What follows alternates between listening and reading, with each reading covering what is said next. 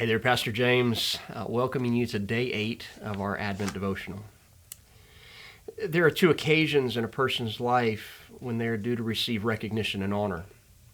Those times being a person's birth and a person's death. In every culture, these 2 events are noteworthy. In the life of Jesus, it was different. What should have been a high point was mostly forgotten, and what should have been a shameful tragedy was universally celebrated.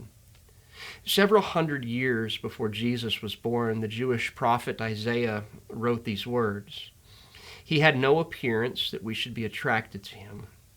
He was despised and forsaken of men, and we did not esteem him.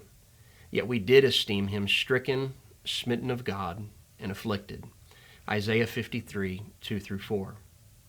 In these few words, Isaiah describes Jesus' birth, his life, and his death.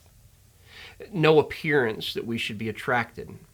His birth was an unwelcomed interruption, except to the angels and low-class shepherds whom they told. He was despised and forsaken of men. We did not esteem him. No honors, no recognition, no courtesy extended in his short sojourn among us. Yet we esteemed him stricken, smitten, and afflicted. The word esteem is repeated. It means that mankind considered it justified in doing what they did. His brief 33 years was orchestrated with divine empathy and purpose.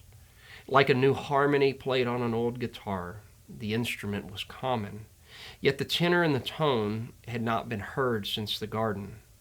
Even so, mankind was deaf to heaven's chorus and ignorant to the beauty of God's love song.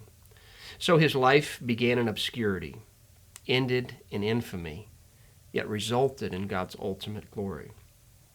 God's greater vision for your life and mine began on that windswept Bethlehem hillside in the miserable filth of a stable.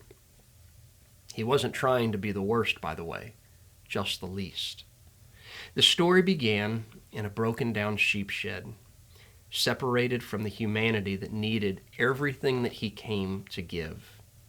Utterly submissive to the cruel and indifference, our Creator left all of the glory behind, intent on rescuing those who refused to give the least bit of care. Humility, someone said, begins when I admit that I do not have and ask for what I cannot earn. And that was Jesus, showing me the way to receive him.